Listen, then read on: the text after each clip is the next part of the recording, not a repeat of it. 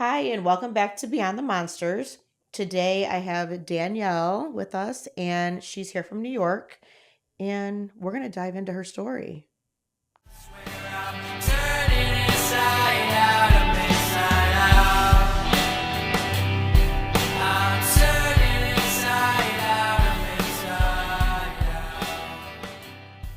All right, Danielle, you flew in today, right? Did you fly in today or yesterday? This morning. Okay. How was your flight?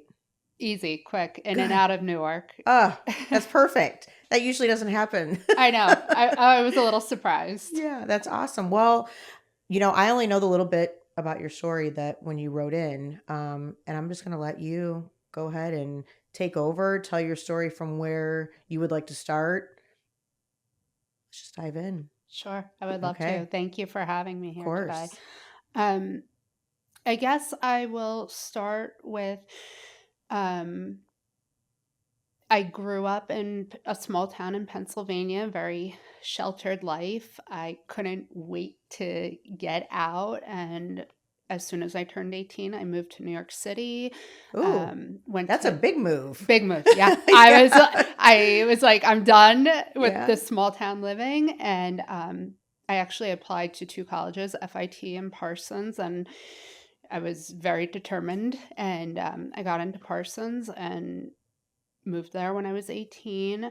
Um, had an amazing, education. I got to study abroad for an entire year. I did semester at sea and Wonderful. went around the world on a cruise ship, and then I did a semester in Paris. And when I came back, I felt like I announced to everybody, I'm ready to settle down. I'm ready to get married. And Okay. I wanted so badly to have a family and like check all the boxes, Right. like, Yeah. college degree, job, Right. husband. Um, and I met my soon to be ex husband at a rooftop bar in New York City in the summer. And it felt like a fairy tale, like first responder in New York City. It was just very Okay. exciting. Right. Um, and then we got married right before my 26th birthday. Um, and there were issues throughout the relationship, probably a lot of red flags that I ignored. Um, and we bought a house and we went on to have my son when I was 29 and my daughter when I was 31. Okay. Um, and I would say right around the pandemic, everything kind of shifted. And working from home, Mm. my son was diagnosed with autism, had special needs. He was medically complex. And I had a newborn daughter. They're 2 years apart. They have the same birthday, 2 years apart. Oh, how cool. So it was definitely a very overwhelming time. I went back to work That. 6 weeks after she was born. Um, and, having a 2-year-old with special needs, Right. my life just kind of imploded. I wasn't Right. sure if it was postpartum depression. Sure. And then COVID hit and everything just started falling apart. I would start drinking at 11 o'clock in the morning um, because I could, because I was working from home. Right. In your home. Right. And then I was also self medicating because I was suffering with depression and combining antidepressants and alcohol. And it just made things so much worse. And I was drinking to cope with the abuse at home. It was a very abusive marriage. Um, If you don't mind telling us, like, what kind of things were happening, like, that led to wanting to drink, to feeling you needed that escape. it was survival. I would say it was Okay. survival. Okay. Um, I was very good at hiding the abuse and pretending like everything was okay. but I guess the best way to describe it was it felt like I was dying inside. Was it physical and emotional? Mental, emotional, Okay. physical. Um, the verbal abuse, I would say, was sometimes worse than the physical Right. abuse. Um, but in February of 2021, um, he assaulted me in front of our kids. He threw me against the wall. And that led to me filing a police report, getting a restraining order. Um, he, at the time, to he was said to save our marriage. He went into a mental hospital. Um, so no charges were filed against him because he was Mm-hmm. being institutionalized. Right.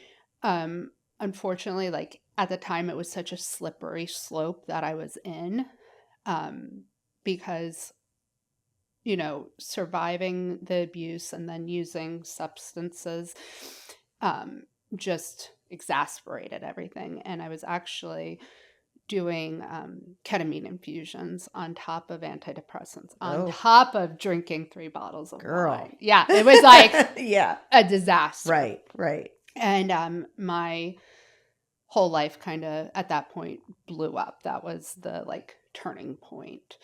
Um, I unfortunately, because of the alcohol and the antidepressants and the ketamine, had a manic episode, and I had to be hospitalized 2 times Okay. um, to get me out of a manic episode. And Right. then, What um, happened? Like what did you experience if you want to share that? yeah, of Just so course, people understand like what does a manic a manic episode look episode. like? Yeah. So,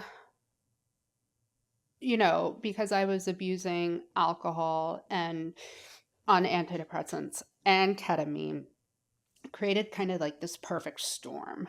Mhm. And um, I just spiraled. And for a few months, I wasn't eating, I wasn't sleeping.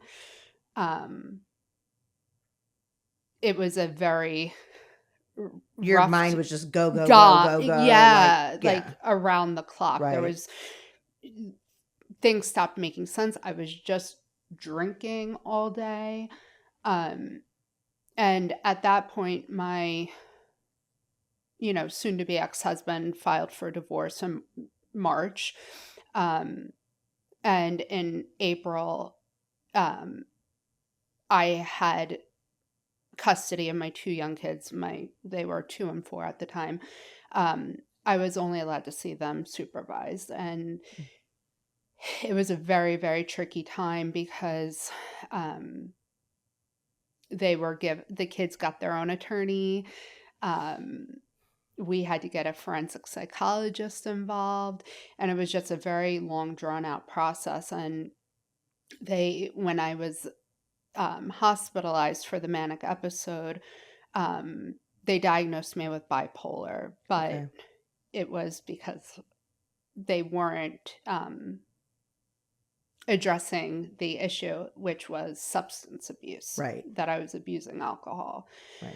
Um, and so they put me on lithium, they put me on all these pharmaceuticals. They loaded you up. Oh, I Yeah. was a Yeah. zombie, Right. complete zombie.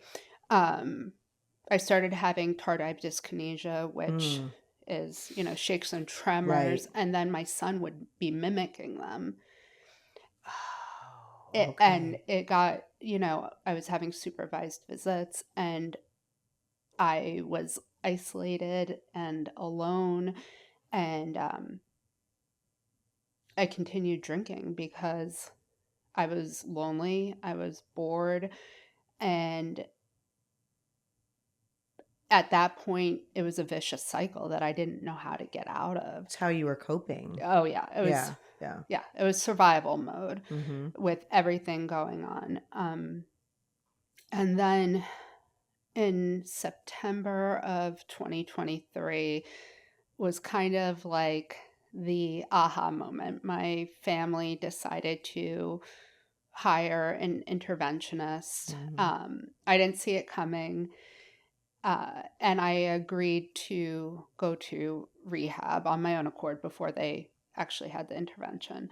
Um, and I spent 3 weeks in California at Betty Ford Clinic. Okay. Um, and while I was there, my ex-husband, or soon-to-be ex-husband, had an emergency hearing to terminate my parental rights and have me evicted from our Of house. course he did. Yes.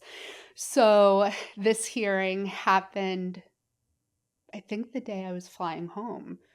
And the judge ordered me out of the house. So I had just returned from the West Coast back to New York. Fresh out of rehab.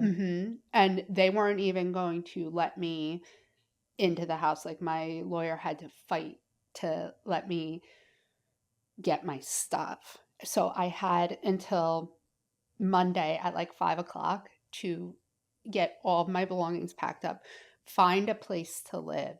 And at the same time, I haven't seen my kids in 3 weeks, and I was notified by court order I'm no longer allowed to see my children. It was, my whole life fell apart at that point. Yeah. And I couldn't even focus on my recovery Of course because not. I had a million other Hyper things. focused on all of that. Yeah. So, Did you have family or anything? Anybody that was there for you during it? I had my mom, but at that point, I think everybody was so fed up with me. She did come to help me pack up all my stuff, move it into storage. I had a therapist help me get into a sober living facility in Long Island because I had no idea where I would move. Right. And by Monday, I had to, be out of the house and move into sober living. Are you still working at this point? Yes, Okay. I had taken some time off, gone back, taken time off, Right. a lot of FMLA. Okay. Okay. Um, so, I took the 3 weeks off while I was in rehab, and then returned back to work. And then started, my path to recovery, I think is the best way to put it. I moved into sober living. I did an IOP. I basically did whatever anybody told me to Right. do. Um, So at this point, you're sober for 3 weeks. correct. Okay. All this is Yes. happening. Now you're in sober living, Yes. doing IOP, Yes. doing everything you're told to do. Getting Okay. Vivitrol injections, Okay. Okay. doing whatever it takes. For about a year, I was only allowed to see my children for 2 hours a week in a lawyer's office, supervised visitation. And I had to pay, I think it was like $1,000 a month in order to see my kids for 2 hours a week. During that time, you had probably to pay the attorney I for that time. I had to pay a social worker. Yeah, I think it was $250 a week. Yeah. Wow. So, and that was a very hard year for me, trying to um, become a member of society, a Right. functioning member of society, and how painful it is to only be able to see your kids for 2 hours a week, like spending Christmas in a lawyer's office or their Oh, birthdays in a lawyer's office. And even for like the month I got back, he was not, my ex-husband was not following the court order to even let me see the kids.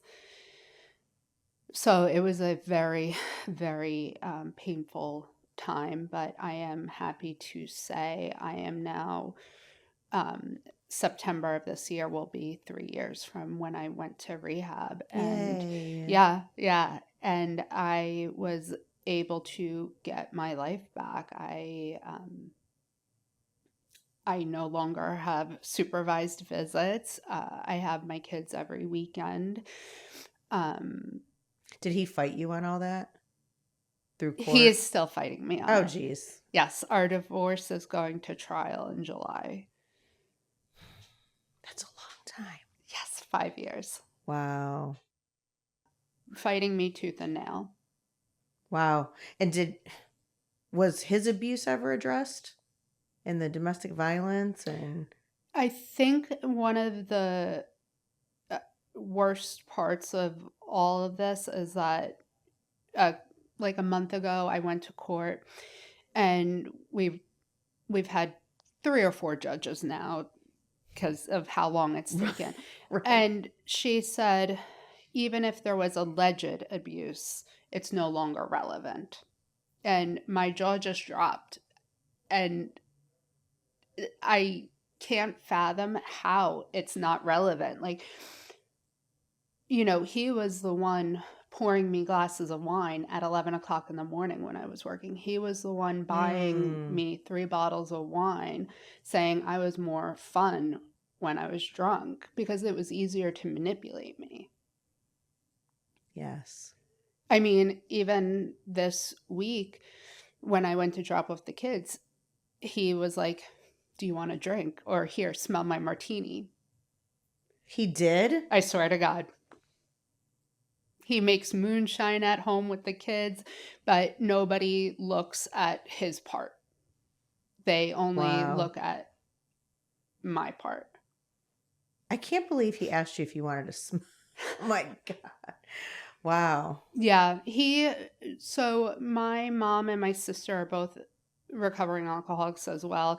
And he always told me that I was brainwashed and that AA is a cult and that I have an unhealthy relationship with alcohol. So he definitely wanted a drinking partner. And to control you. Oh, for Yeah. sure. Yeah. Yeah. Yeah. Misery loves For company. sure. So So he's a he's drinker. heavily. Okay. And his family. I mean, we're both Irish German, so we come from a long Right. lineage of, Right. yeah, Right. Wow. How, so is it your mom's side where the drinkers are? I would Or is say it, so. yeah. Yeah. Yeah. And we talked a little bit, just like briefly before we started, about generational trauma. Is there a lot of that on your side? Absolutely. Okay. Did they dive into any of that for you during rehab? Because a lot of times people go away, they go to rehab, and it's like, oh, say you're an alcoholic, drug addict, whatever, go around the room, everybody talks about it, and just don't do drugs. You know what I Yes. mean? Yes. Don't drink alcohol. But I feel a lot of times they don't go to the root causes and help you from where did it stem from? What caused all this? Like you need to address all that. I was so numb in rehab that I didn't even know what was happening like around me. Like Right. my I think it took like a couple of months for my body to fully detox from the effects of drinking magnums of wine every single day. Yeah. That was my drink of choice. And Was your actual detoxing, the withdrawals, were they bad in the I don't even beginning? remember. Okay. I know they put me into detox for like 24 hours. They gave me Yeah. some medicine and Right. then they sent me into general Jen. population. Yeah. Yeah. um, it was very funny because the only way I would agree to go to rehab was if I got a vacation out of it. So I insisted on like Malibu or California Right. because that's the logical thinking side of me, Right. like I Right. want a vacation out of Yeah. this. And so a pool sounded great. But even if they tried talking to me about like generational traumas, I think I was so checked out at that point. I wasn't You didn't want to hear feeling, it. Yeah. my body couldn't process Right. the information. Like I was just like, at best, a zombie, like just do what I was told to do. Like Right. breakfast is at 7, go to breakfast. Like Yeah. I had to learn how to basically live again. It's like being a toddler and like, Without all of that. yes, Yeah. Yeah. yes, because for so long I was numbing and disassociating and Right. checked out. And um So how did you feel like once you got out of rehab and you're in the sober living? How long did you stay in sober living? a couple of months.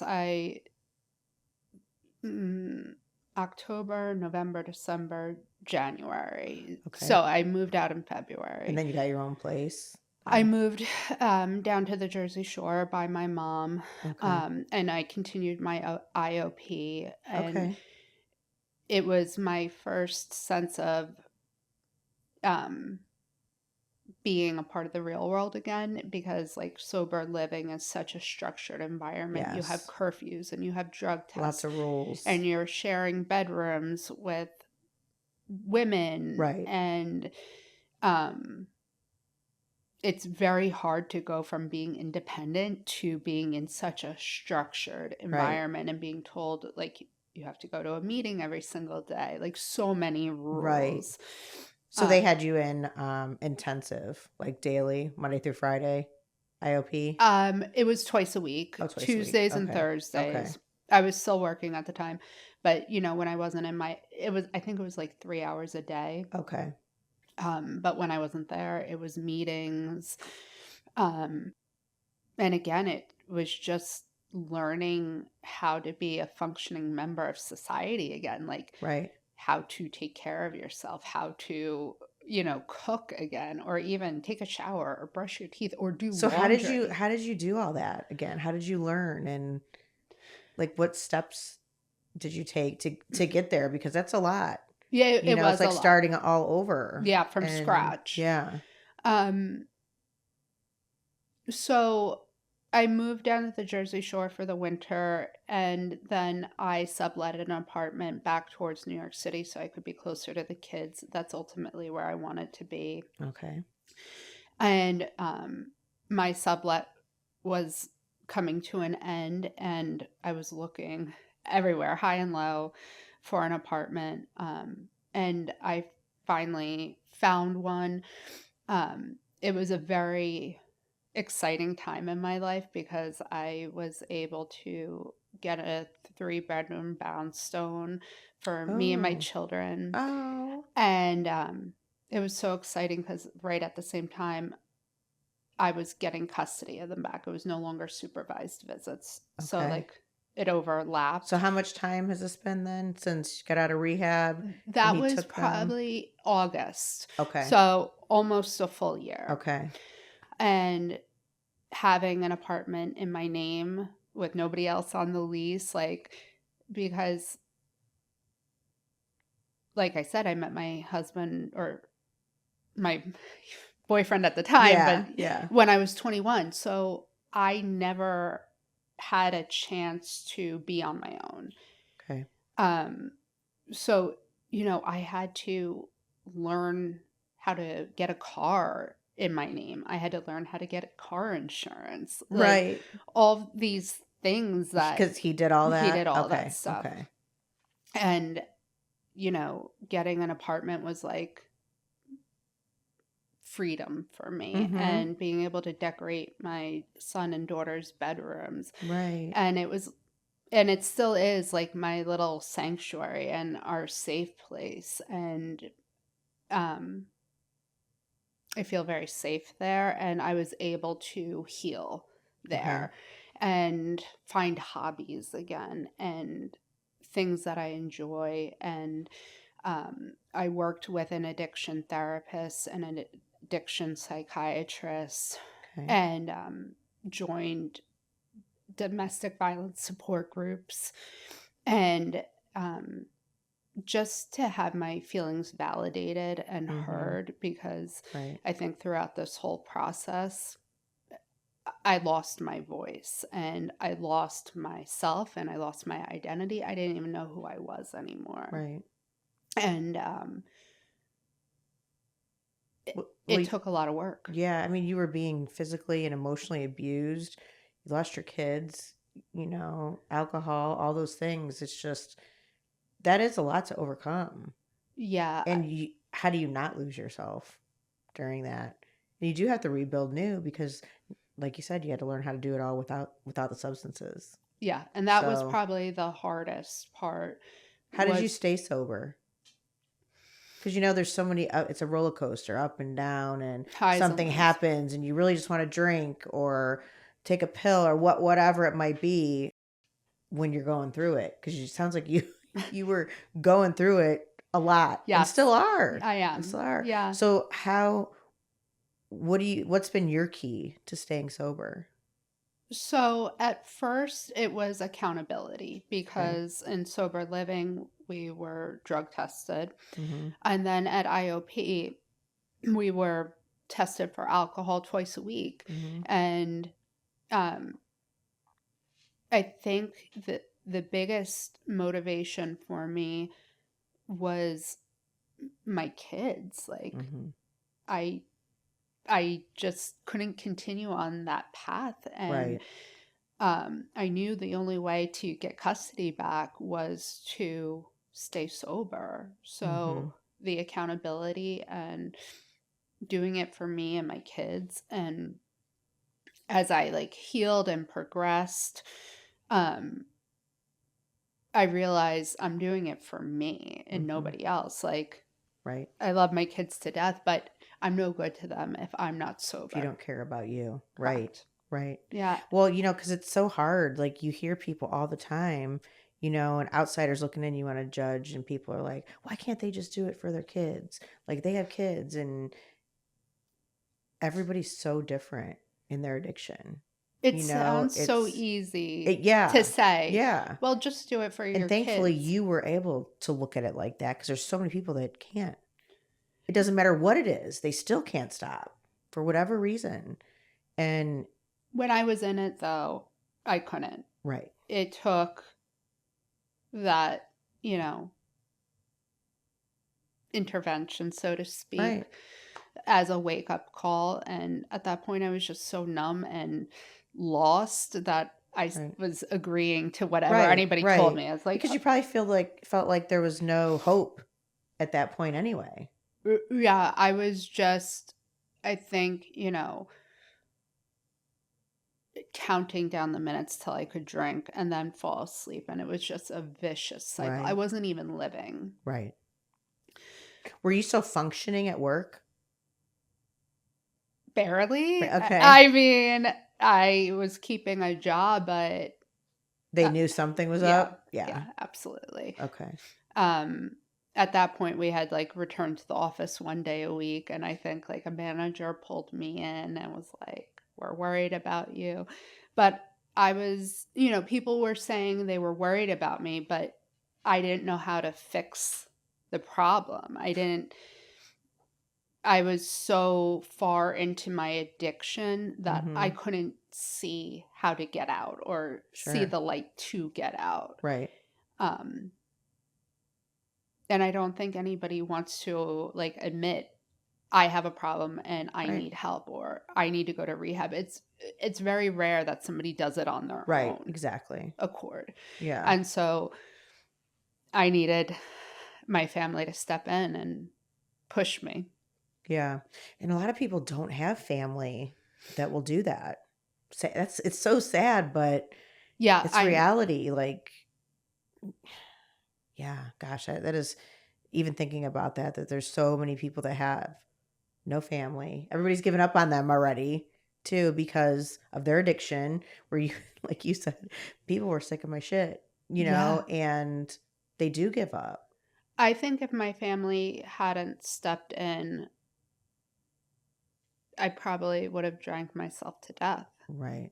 Like Yeah. that's I don't think I would have been able to get myself help. Do you think did the kids notice something was wrong?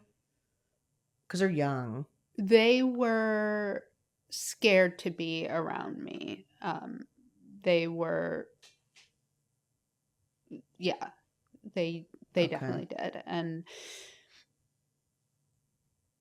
you know, I thought, well, I drank the day before they saw me, but I was still hungover. I still reeked of alcohol. Right. My ex would comment, there's 6 magnums of wine in the trash can, and I didn't see anything wrong with that. Right. I would wait until the liquor store opened at 10 o'clock and be the first one in line. Really. Wow. It was really bad. Did you drink as a teenager or like the younger years Yes, too? I was very much a party girl. Okay. Um, My parents were very hands off. My dad would be on business trips a lot. My mom was not involved. And so I had lots and lots of parties. We would drink on the weekends. Now, was your mom drinking with you guys too at this point, or was she No, my sober? mom got sober when I was 3. Oh, So I grew wow. up going to AA meetings. I grew up in the Okay. rooms Right. with Okay. her, um, because she got sober when I was 3. Okay. And then So, your sister, how far apart are you guys? um, my middle sister is 3 years older than me, and my oldest sister is 5 years older than me, and the middle one is sober, but Okay. she had a very rough journey as well. Okay. Um, Do you think does a lot of it stem from some of the generational traumas, or did things happen when you guys were younger? I think for sure there was a lot of um, fighting between my parents. Um, This is even after mom was sober. yeah. Okay.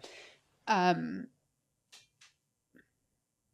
my mom, I would say, was a dry drunk. Like her life became about AA. So Christmases, there were 24-hour meetings and she wouldn't be home. And Oh, she had my oldest sister when she was 21. So she was very young. And I don't think she knew how to be a mother. right. Um, and so her life became about AA. And, we were, I would say, left to raise ourselves. So Um, she was hyper focused on all of that. Saving AA. everybody else. Okay. Lots of sponsees. Yeah.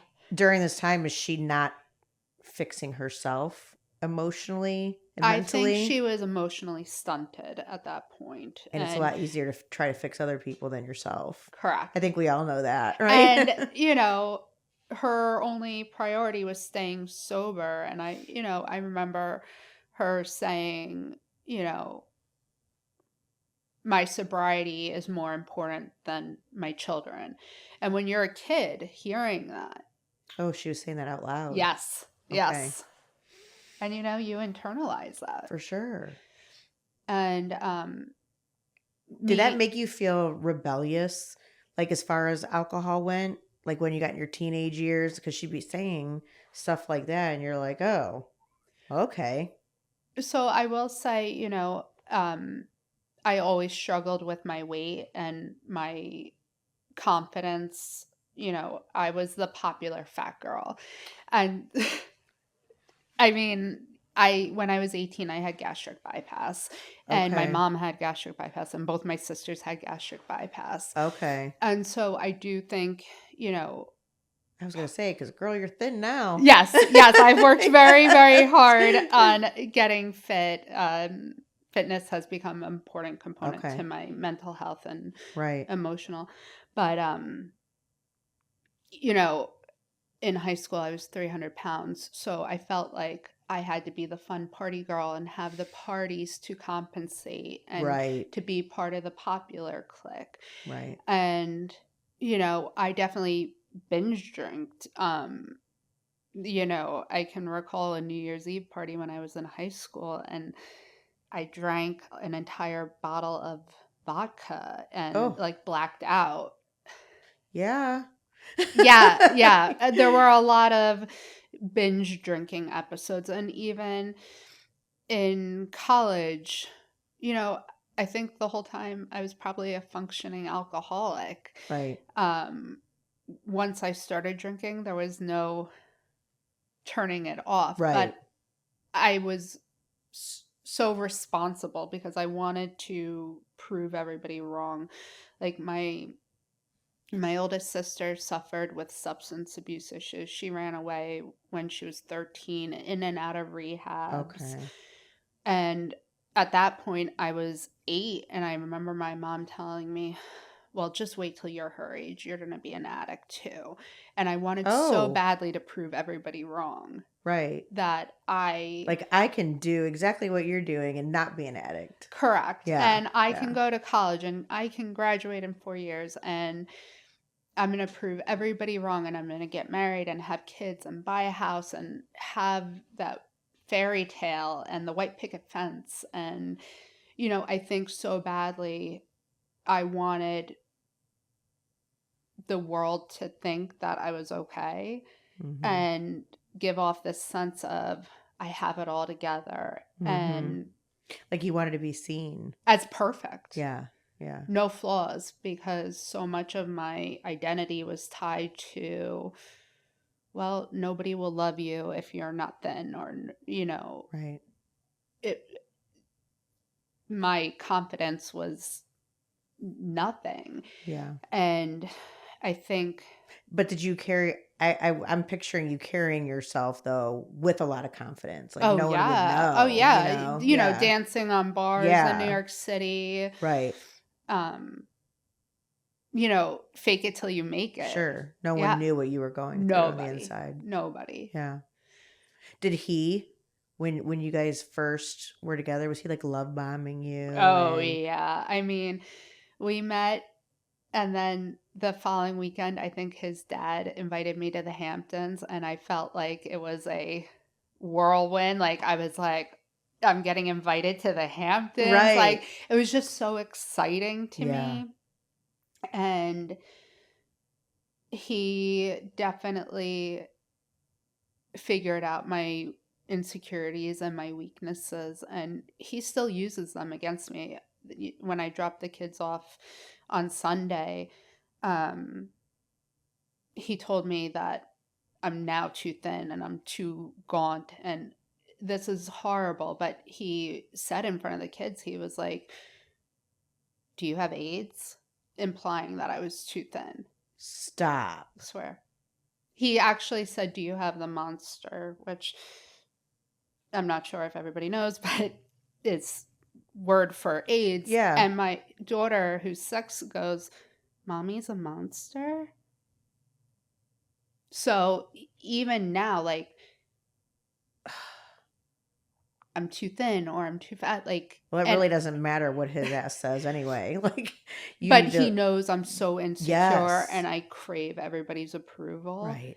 that it like eats at me. That like Gotta just get to the point where it doesn't I anymore, know. especially coming from him. I know. Like, gosh, so he's probably filling the kids with all kinds of nonsense too. If he's saying something like that in front of them, I can only imagine the things that he says, like when he has them or Yeah. questioning them. Do they ever tell you anything?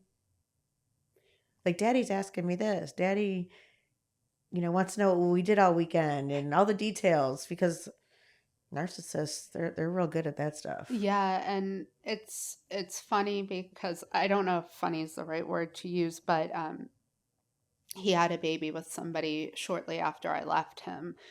And so my kids now have a half sibling who's 2.5, and his partner actually left for the same reasons I left. Mm. So he has a history of it. He created Of a course he cycle. does. Yeah. Of course he does. Because there's Um, nothing wrong with him. no, It's never. everyone Yeah, else. of Right. course. And all of his flying monkeys. Yes. So unfortunately, my kids have now had to see I witnessed that too. 2 times. Were they close to her? Yes. And Mm. she fled in the middle of the night. And it was very painful to my kids because first their mom left. Right. And now another mother figure with their Right. baby sister Yes. left. And it was very abrupt and sudden. Yeah, because they don't understand who Dad really is yet. No. And part of me, I spent 13 years trying to protect him and cover up the abuse, and because I was afraid if people found out they would tell me to leave and I wasn't ready to leave. Right. And I lost myself trying to save him. I drowned trying to save him. And I for me, the turning point was I couldn't let my daughter think that that's what love is, and I couldn't let my son think that that's how you treat women or people that you care Right. about. Right. And so they've always been my, motivation. They essentially saved me. Right. And I think it took hitting rock bottom to be able to rebuild my life. Of course. And I'm so thankful that, all of that happened. Mhm. And, you know, So like even when he does that, like he's asking you if you have the monster like in front of the kid, how do you deal with that now? Like, so that just happened on Sunday and today's oh Tuesday. I'm shit. still processing it. I'm still like at It's first just so ignorant. I Like, I still mentally shut down. I still disassociate. right. And I responded to him and I said, "Well, how much do you think I should weigh?" And he goes, "You need to gain 15 pounds. You're gone." But like But when you were heavier, would he call you fat? I think Or he just didn't? he loved me 300 pounds because I was easier to control, easier to manipulate. Yes. It was a reflection of how I felt about Right. myself and the fact that I'm now working out and that I'm happier without him. I think that kills him. I'm sure.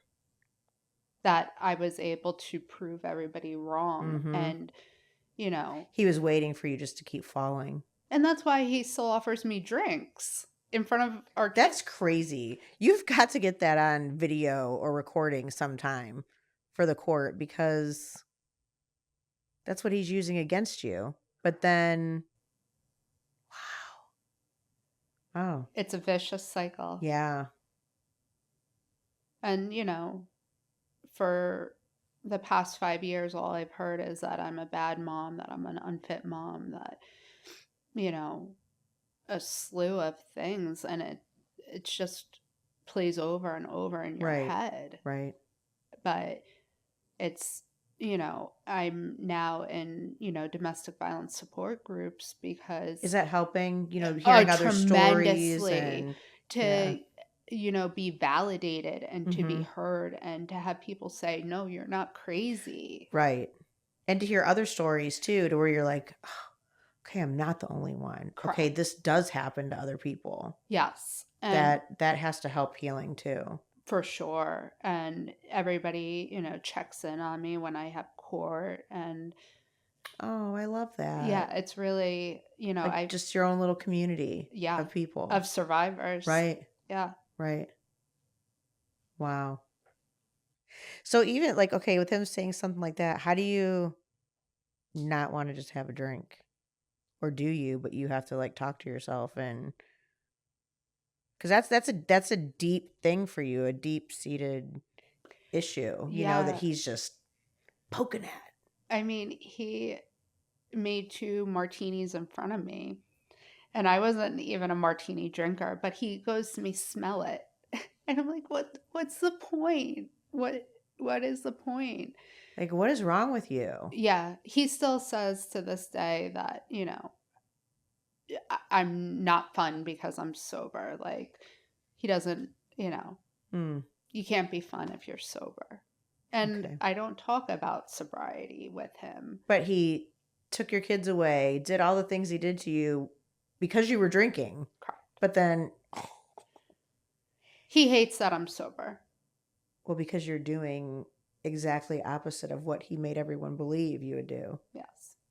And he would love it if I was If drinking you were a again. mess. Yeah. Yeah. It would be great if I He was in the wants you to be a gutter. mess. Yes. For sure. Because Because then it he fits looks his bigger. narrative. Yeah. Yep. His story of that Mm-hmm. I'm a terrible person, I'm a Yep. terrible mom. Right. Are you talking to somebody to get through that?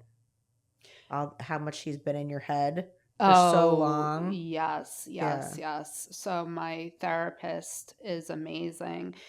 And, I asked her about my diagnoses because I was just curious. Mm-hmm. And she was like, when we started, it was addiction, but now you have post-traumatic stress disorder. Okay. And, you know, I wasn't even able to process the grief around losing my marriage, losing, my kids, losing my house, everything that I had worked so hard for, Right. because it all became about my mental health, my addiction. Hmm. And so I wasn't even able to grieve that loss. Like, Sure. for 5 years, I've been fighting an uphill battle, Right. and it's exhausting mentally, physically, Of course it emotionally. is. Yeah. A lot of money, a lot of time, a lot of emotion. It's a never ending Right. battle. And When it's over, you're gonna feel like you're in the twilight zone, like don't know what to do with yourself, yes, I'm going to have to like find a new hobby. like, oh my God, I have this time and I feel free, and God, you just need to be like done with this guy. 100%. You think he's dragging it out on Oh, purpose? for sure. Just You because, well, know, he knows you. He knows it's probably wearing you down, and financial yes. reasons, and, break me so that Hmm. I agree to whatever he wants. We are going to trial in July, um, because he wants, you know, residential custody of the kids. And so Okay. it's also about finances. I have to pay him child support right now, even though like, I'm unemployed at the moment, but I have to pay him child support because whoever has 50, or if you have 50-50. Wait, you're in New Jersey, right? They're tough with their child support and stuff. I'm actually in New York, which I Oh, New think is York, even New York, tougher. worse than Jersey. Wow. It's through the Supreme Court. So it's a Supreme Court judge. So I have to pay him $150 every week while I'm unemployed. Wow. So it's And about you get them every weekend. correct. And So he gets money, he gets paid, and he gets free weekends. yes, and he turns around and gives his girlfriend child support. It's a crazy cycle, and Right. we are now in a custody battle. And, I Do you couldn't, want them full I time do. now? Yeah. Yeah. So you're fighting for that. And you've been sober for For quite some three time. years, Yeah. almost 3 years. I almost feel like when you see him and he like taunts you like that, he's doing it on purpose. Oh, Like 100%. just so he can have some proof to prove that you're not a fit mom. I think so. Yeah. He's calculated. Very, very. I know. They're the scary ones. I would agree with that. Yeah. And the worst thing is I didn't see it for 13 years. And Yeah. then, like, when it hits you like a ton of bricks. You're like, Right. how did I not see this? And then, Right. you're angry with yourself. So on top of, trying to stay sober and be the best mom I can be, I'm also, dealing with all this legal stuff and Yeah. the grief around that. And you had asked me, did I, want to drink? The first year out of rehab, it was a daily fight, and they tell Okay. you don't drive by liquor stores, like avoid Right. driving by triggers. And the temptation was so high because, um,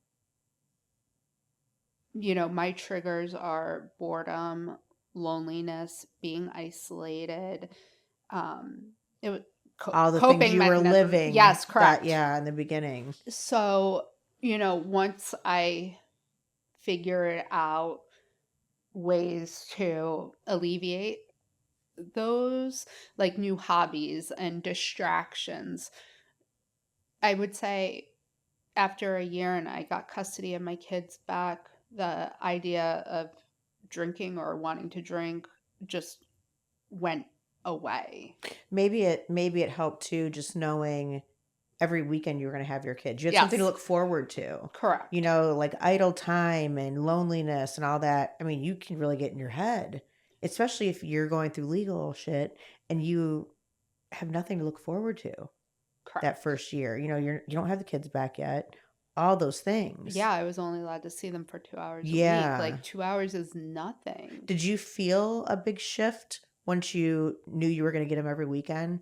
Could you like, I like, think at first it was such a shock because it happened out of the blue, suddenly, abruptly. Like one week it was supervised visits, and then the next weekend I was taking them to the zoo. oh, So it went from very, very structured to, I think all of us were a little bit in shock. We're not in a lawyer's office anymore. right.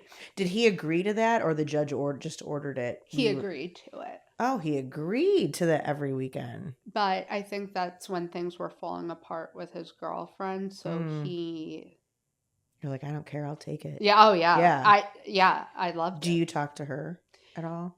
She did reach out to me when I was getting custody of the kids back, and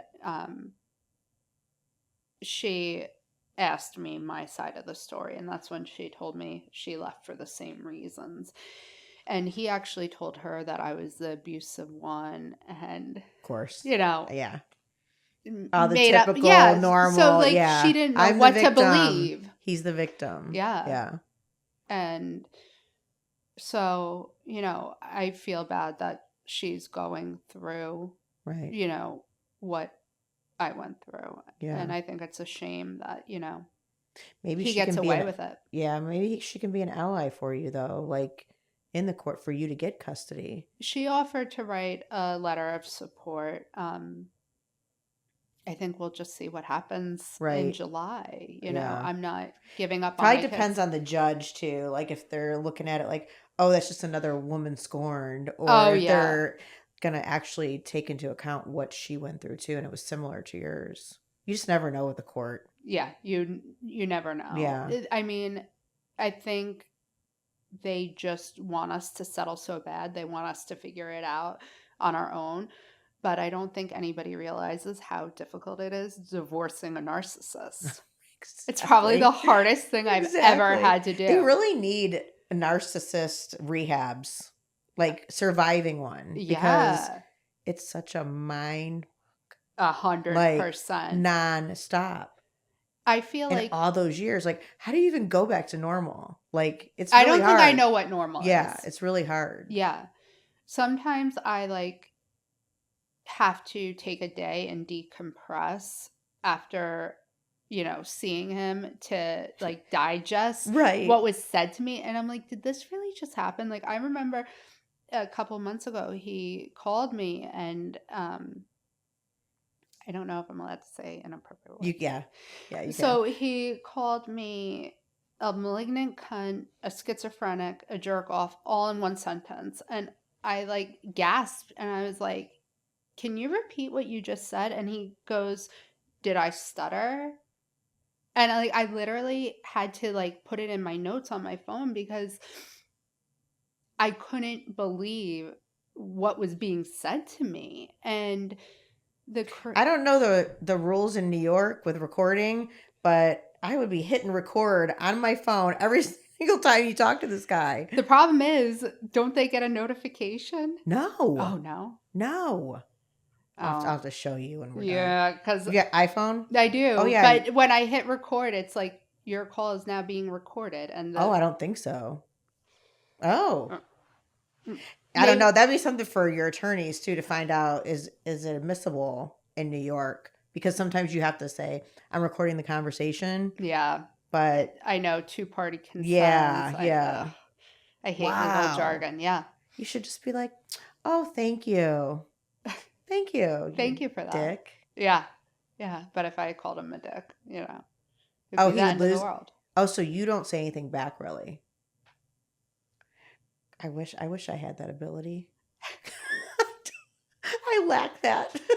People are like, oh, you need to stand up for yourself. You need to, find your voice. You need to do this and do that.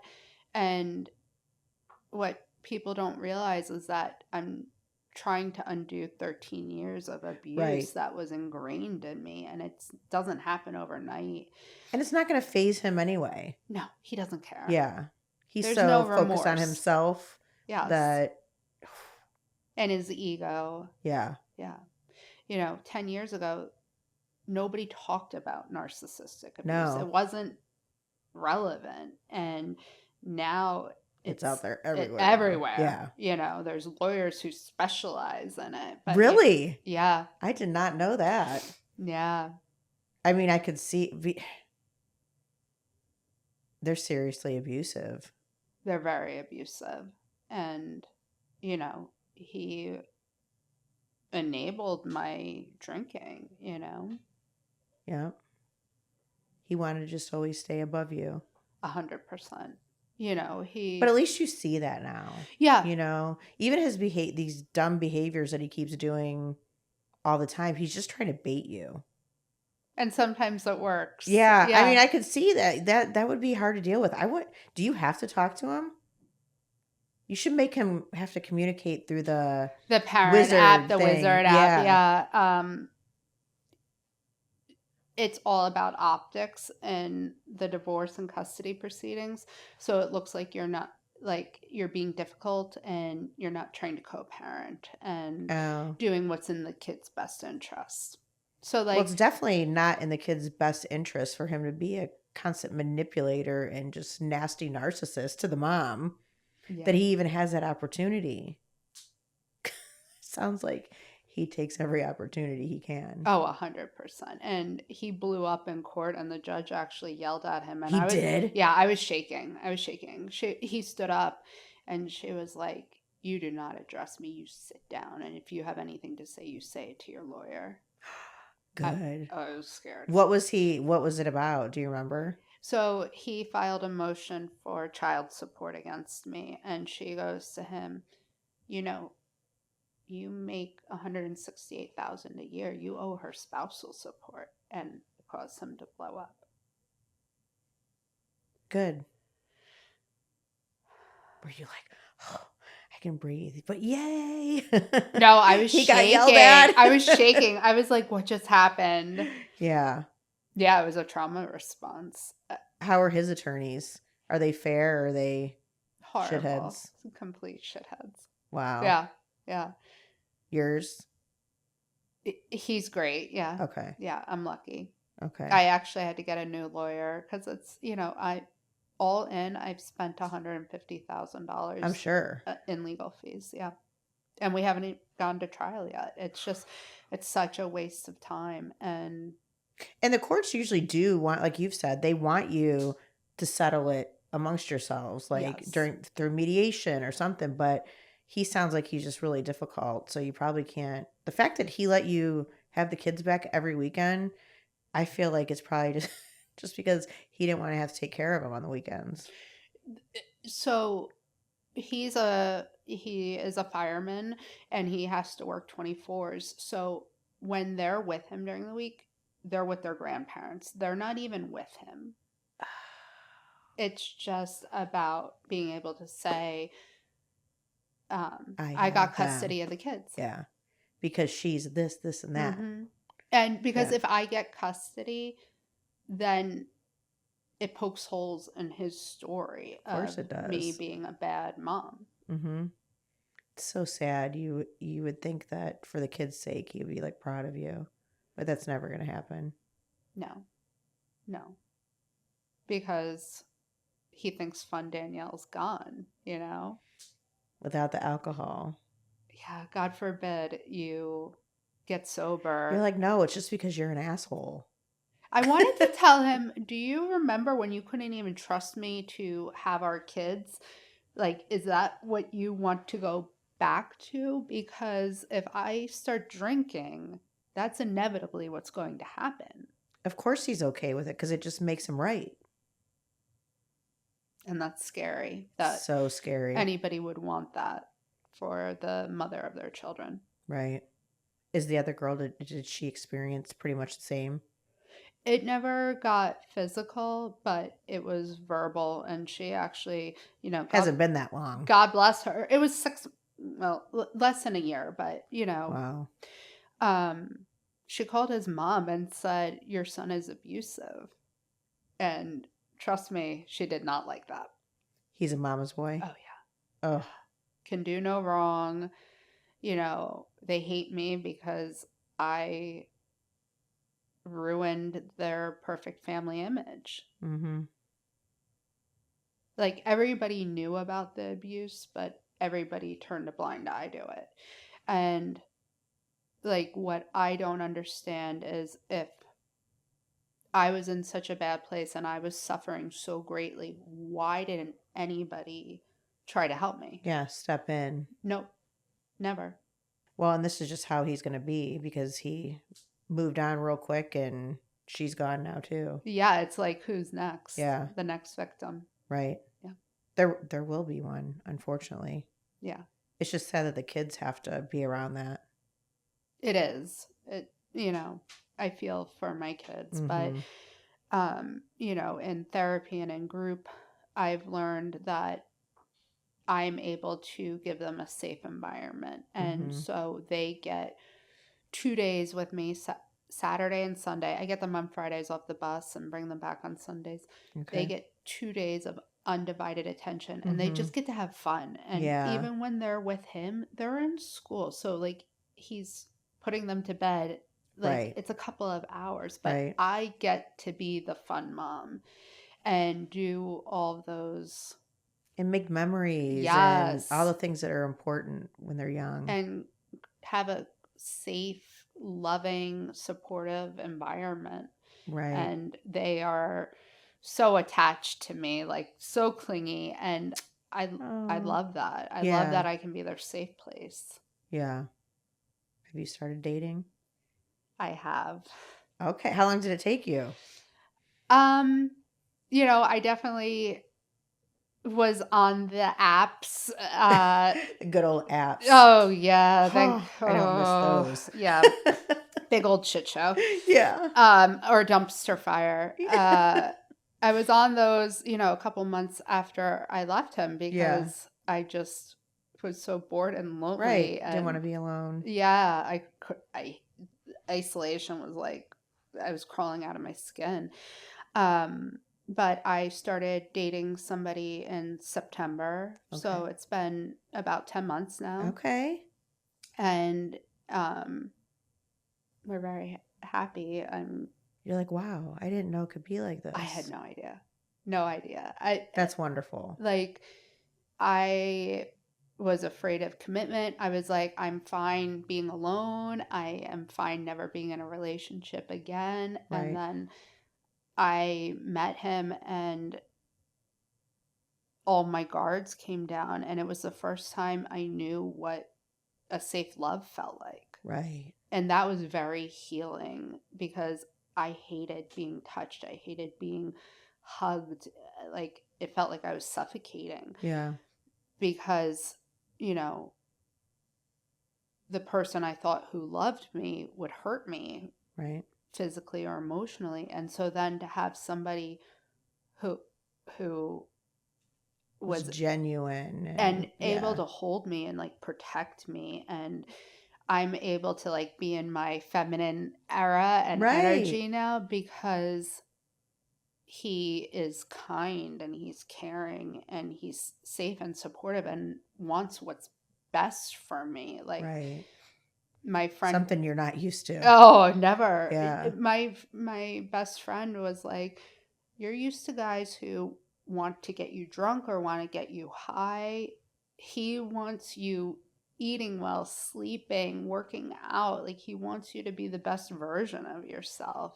Oh, that's how it's supposed to Yeah. be. Yeah. Did you fight the relationship in the beginning? Like, oh, there's no way that he's real, or I there's was got to be really a scared. catch. I Yeah. I was like, I caught myself pushing him Right. away, Right. um because I was afraid to be vulnerable. Yeah. I was afraid to let somebody in again because I was like, nope, never happening. Has he been around the kids? He has met the kids one time. The kids Okay. know about him. Um, and I'm glad that my kids get to see me be happy. And Yes. see me being treated The how right I way. deserve. Right. Yeah. What they need to see so they grow up A- feeling the same. And seeing mommy be happy. Right.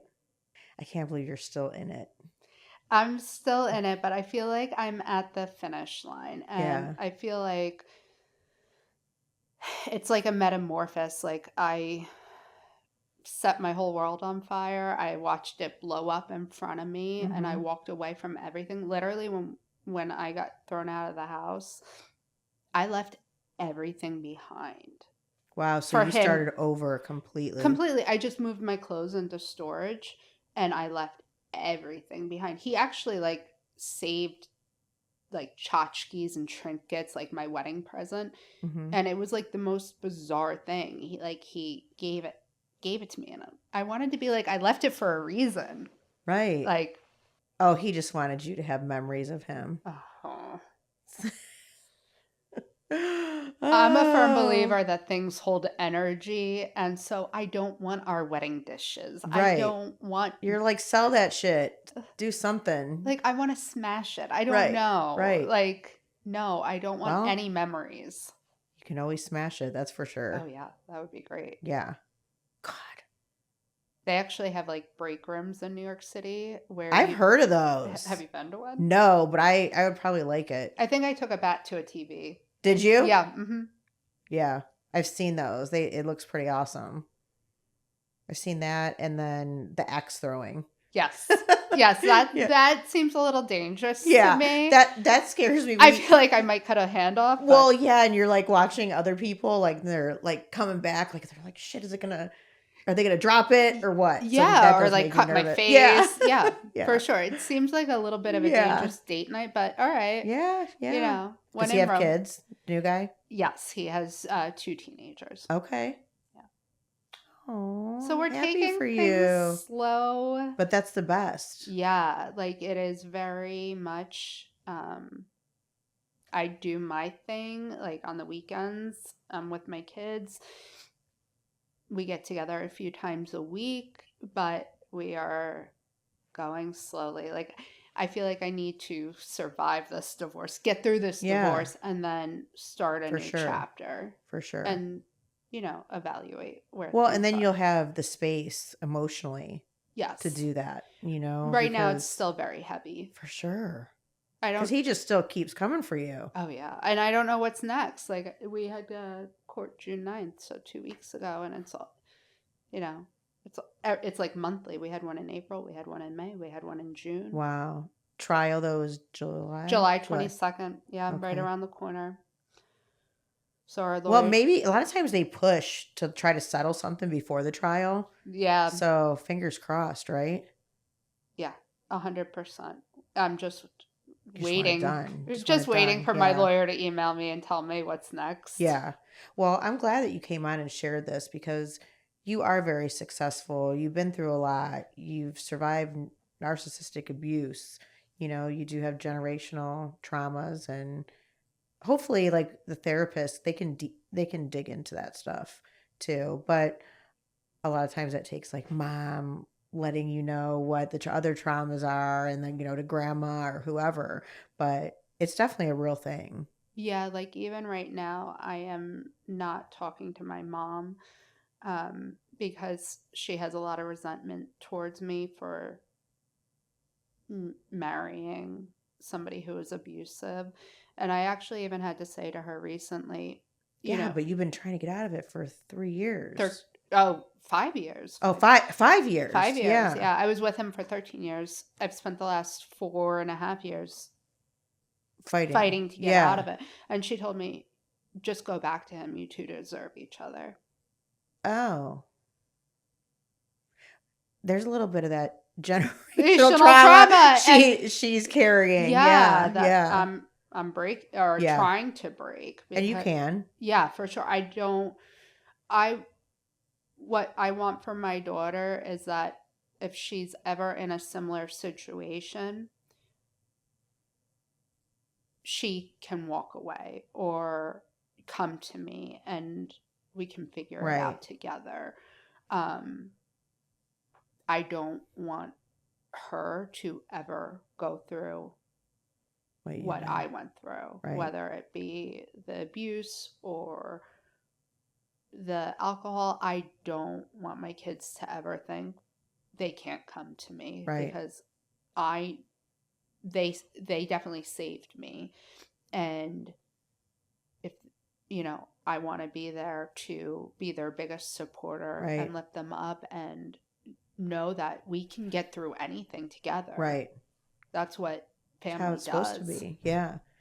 Gosh, I hope your mom steps back someday and just thinks, wow, like she's not thinking that she's telling you should go back to the disaster of a life that it was before with him, and to see how far you've come and tell you that you should go back to him.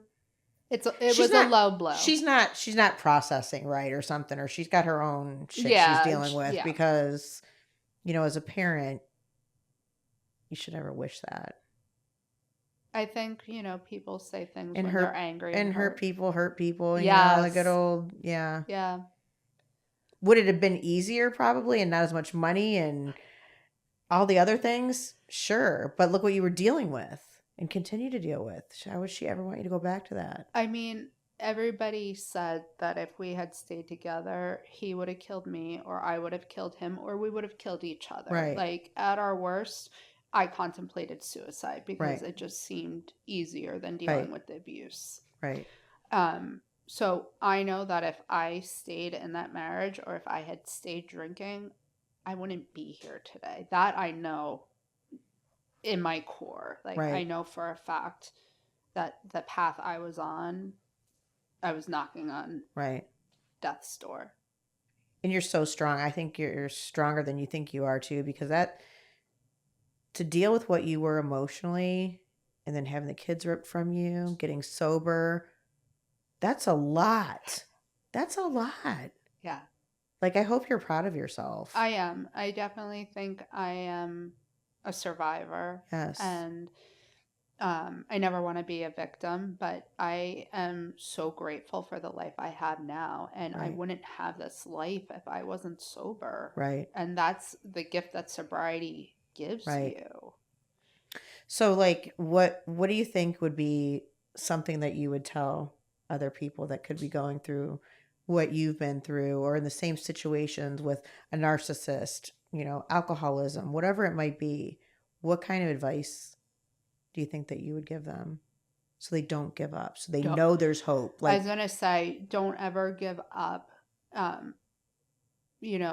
Lean on a support system. If it's a friend or a hotline or a therapist, there are people out there that care about you. And Right. I think when you're in such despair, you give up. You give up hope. You Right. give up your dreams, your aspirations, and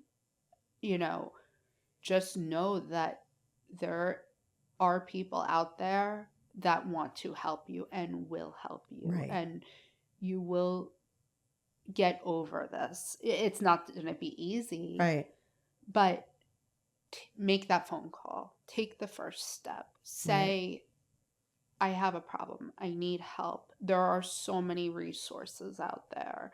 There really, truly are. There's so many. Yeah. But, when you're in the thick of it, Yeah. you don't know how You're to just ask for drowning. help. You're Yeah. drowning. You Right. don't, you need a life vest. You need a lifesaver. But, admitting you need help is the first step. And, you can have a life beyond your wildest dreams. Right. It's possible, Just a lot of hard work. Yeah, but it's so worth it. Right. It is so worth it. I would never, ever go back. You're doing awesome. Thank you. Thank you for sharing. Thank you for having me. And girl, I'm going to be praying for you for July 22nd. Thank you. Fingers crossed. Maybe it'll happen sooner and it'll just be over. He'll come to his Maybe senses. I have an email when I leave. You never know, right? Yes. That would be amazing. That would be incredible. All right. Well, I guess we'll wrap it up unless you have anything else you want to say. No, I think I'm good. It was awesome. Yes. Thank you. Thank you so much. Yes, we're grateful. I am too.